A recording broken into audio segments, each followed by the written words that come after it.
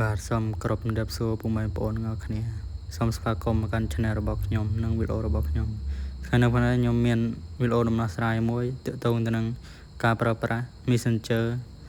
Voice ពេលយើង Voice សំឡេងទៅនរណាម្នាក់ក៏អត់បានអញ្ចឹងមួយទៀតទាក់ទងទៅនឹងពេលយើងថត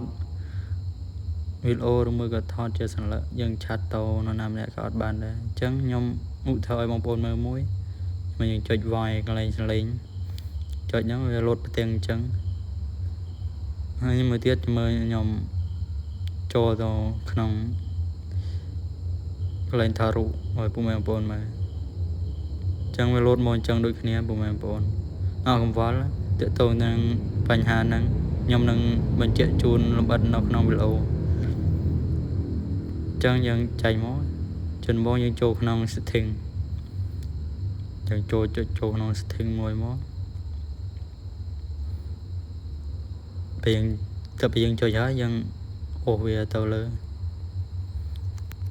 យើងអូសទៅលើទៅរកពាក្យ app យើងចុចចូលមកទៅមកទៀតយើងចុចចូលពាក្យយើងទៅរកពាក្យ Messenger យើងរកមកហើយយើងឃើញហើយយើងចុចចូលមក Messenger បាទមកដល់កន្លែងហ្នឹងខ្ញុំនឹងបង្ហាញប្រាប់ពុកម៉ែបងប្អូនពីរចំណុចដែលខ្ញុំនឹងបង្ហាញចំណុចទី1ទាក់ទងទៅនឹងយើង voice សំឡេងឬមួយក៏យើងនិយាយសំឡេងទៅនរណាម្នាក់ក៏អត់បានអញ្ចឹងកន្លែងហ្នឹងយើងត្រូវបើកបាទដល់ពេលយើងបើកហើយមួយទៀតទាក់ទងទៅនឹងដល់ពេលយើងថតវីដេអូឬមួយក៏ថតជាសន្លឹកពេលយើងឆាតទៅនរណាម្នាក់ក៏អត់បានដែរអញ្ចឹងកន្លែងហ្នឹងយើងត្រូវបើកបាទពីហ្នឹងបើពុកម៉ែបងប្អូនឃើញបាត់សូមពុកម៉ែបងប្អូនចុចបើកវាទាំងពីរដើម្បីឲ្យវានិយាយពេលយើង voice សំឡេងទៅនរណាម្នាក់ឬមួយក៏យើងផ្ញើរូបយើងថតរូបទៅនរណាម្នាក់ប្រើប្រាស់បានអញ្ចឹងយើងចុចចូលក្នុង Messenger ម្ដងទៀតដើម្បីយើងតេស្តមើលថាយើងអាចធ្វើទៅជោគជ័យក៏អត់អញ្ចឹងយើងចុចចូល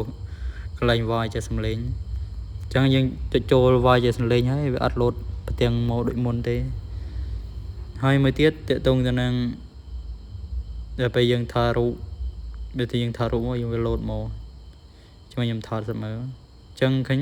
ពុកម៉ែបងប្អូនឃើញវាអត់លោតមកដូចមុនបាទនេះគឺជាវិធីសាស្ត្រនៃការដោះស្រាយយើងវាយជាសំឡេងមិនបានហើយយើងថតរូបចឹងមិនបានអញ្ចឹងវិធីសាស្ត្រដោះស្រាយមានតែប៉ុណ្្នឹងទេបើអ្នកទាំងអស់គ្នាគិតថាវីដេអូនេះមានប្រយោជន៍បងប្អូនកុំភ្លេចជួយចុច